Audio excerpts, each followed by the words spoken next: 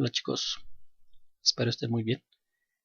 Vamos a platicar sobre la ilustración para ir avanzando con nuestro apunte de Historia Universal 1. Vamos a ver, mira, nuestro título. La ilustración, chicos, como la mayoría de nuestros temas, es un tema muy abordado, muy trabajado, que no puede faltar. Sí, ese no puede faltar en cualquier temario de Historia Universal de Occidente.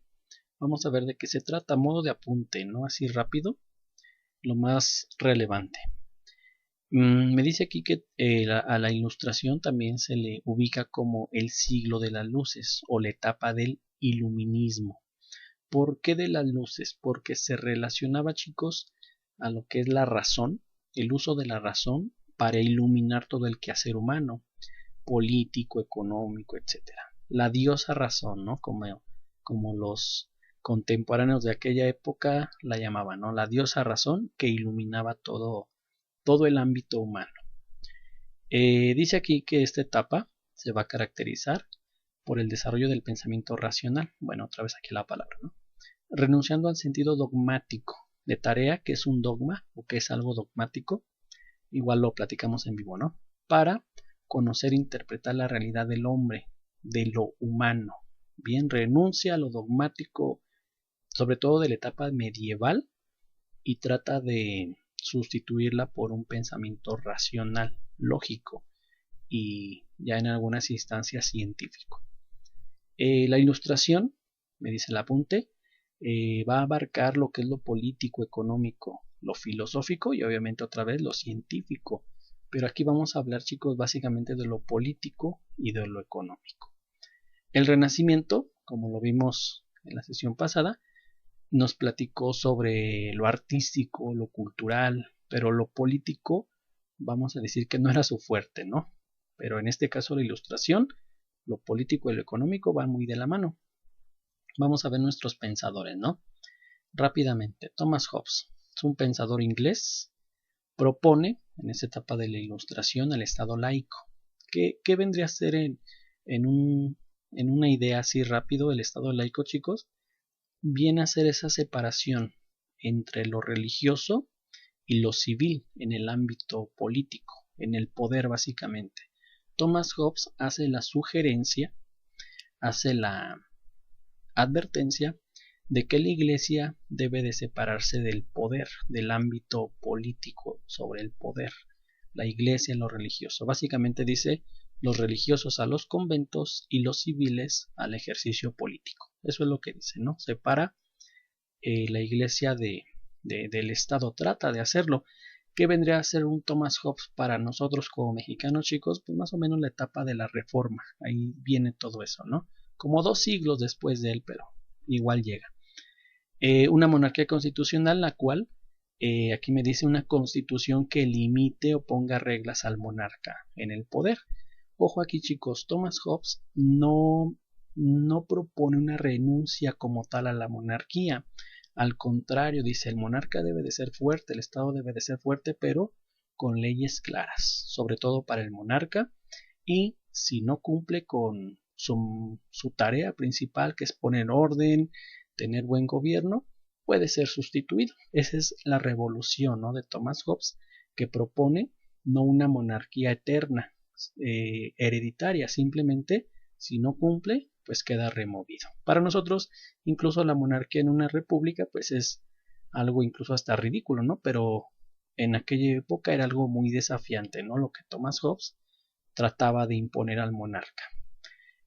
Bueno, propone un Estado fuerte, un gobierno que mantenga el poder, que mantenga el orden, y esto lo describe en su libro, ¿no?, llamado El Leviatán. De hecho, Thomas Hobbes es hijo de su contexto, vive algunas guerras, algunas situaciones muy, muy fuertes en cuanto a la violencia, y él dice, debe de haber un gobierno fuerte, ya que el hombre es el lobo del hombre. Él acuña esa frase, ¿no? Pero eso ya sería como que meternos mucho en su biografía. Aquí solamente las ideas principales, ¿no? Siguiente pensador, igual inglés, John Locke. John Locke, chicos, va más por el pensamiento filosófico en cuanto a los derechos naturales que del hombre.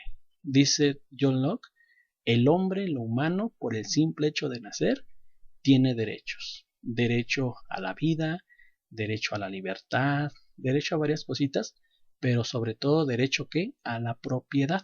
Eso es lo que me dice John Locke. Y no estar sujetos como en el medievo a un contrato, a un título nobiliario, a un feudo. Básicamente dice derecho a la propiedad privada. Que el hombre posea algo y no todo sea del monarca. Básicamente lo que nos dice John Locke, ¿no? Un revolucionario en su época. Bueno, en lo personal me gusta mucho John Locke, sí, les soy honesto. John Locke es un pensador muy desafiante, que asienta las bases del liberalismo clásico. También me dice aquí libertad de pensamiento, libertad de la crítica, sobre el gobierno, etcétera, etcétera. Y esto lo redacta en El gobierno civil, que básicamente es un ensayo.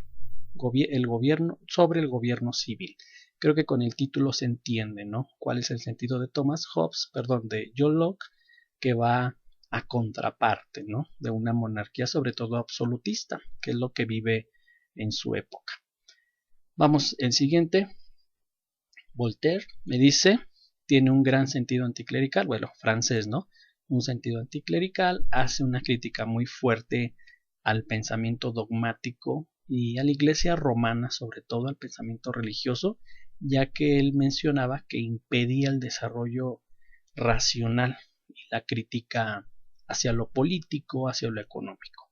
Y también me dice aquí que tenemos que usar la razón como esa herramienta, renunciar al pensamiento medieval, y él ve la visión del hombre. Me dice aquí, el hombre es malo por naturaleza y ese hombre malo, ese hombre maligno debe de tener leyes que lo controlen. Si no, esto se hace pues un desorden, ¿no? Básicamente es lo que nos dice Voltaire.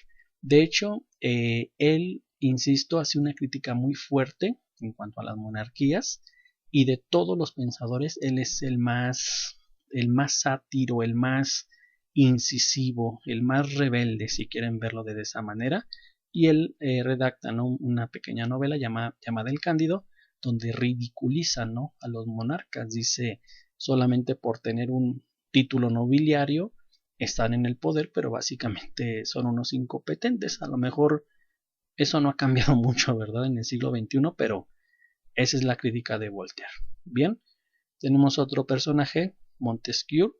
Él propone, chicos, la división de poderes, que es muy revolucionario, insisto, por quinta vez en su época.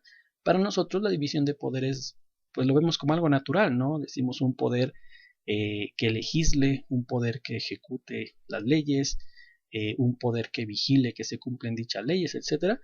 Pero para aquella época, la república moderna, que es lo que nos deja la Ilustración, pues es propuesta por estos personajes, ¿sí? Entre ellos también había diferencias, ¿sí? Entre Voltaire, Montesquieu, Thomas Hobbes, había diferencias, pero al final tenían un acuerdo, ¿no?, en cuanto a las opiniones en general. División de poderes, también Montesquieu propone leyes escritas iguales para todos, bien, iguales para todos. Ahí dice, no importa si es el monarca, si es un noble, si es un plebeyo, todos deben de cumplir. Y de hecho Montesquieu es el filósofo de las leyes, en la Ilustración. Él menciona que cualquier país que cumpla las leyes tiene desarrollo en todo sentido. Y creo que la historia le da la razón. Y también, por última, la última idea de Montesquieu trata de limitar el poder del soberano, que no sea un poder absoluto como en su época, ¿sí?, con los monarcas franceses, ingleses, Luis XIV, etc. Vamos por otro rápidamente. Rousseau, ¿sí? Rousseau, él propone el derecho a la rebeldía, el derecho a la manifestación. De hecho, si podríamos catalogar a Rousseau, que sería tal vez un comentario un poquito arrebatado, podríamos catalogarlo como un poquito socialista, ¿sí?, de acuerdo a sus opiniones. Marx viene después de Rousseau, obviamente, pero se parecen mucho, ¿sí? O sea, se parecen mucho en cuanto a las opiniones. Derecho a la rebeldía, derecho a la manifestación, propiedad colectiva en contra de la propiedad privada que propone John Locke, y ahí vemos una pequeña diferencia. Igualdad en la ciudadanía, y propone el contrato social. Como sugerencia, chicos, vamos a leer El contrato social de Rousseau. ¿Sí? Es un libro muy rápido, de lectura muy fluida, muy fácil de abordar. Es mi consejo. Hacer una pequeña síntesis, ya no resumen, una síntesis del contrato social, ¿vale?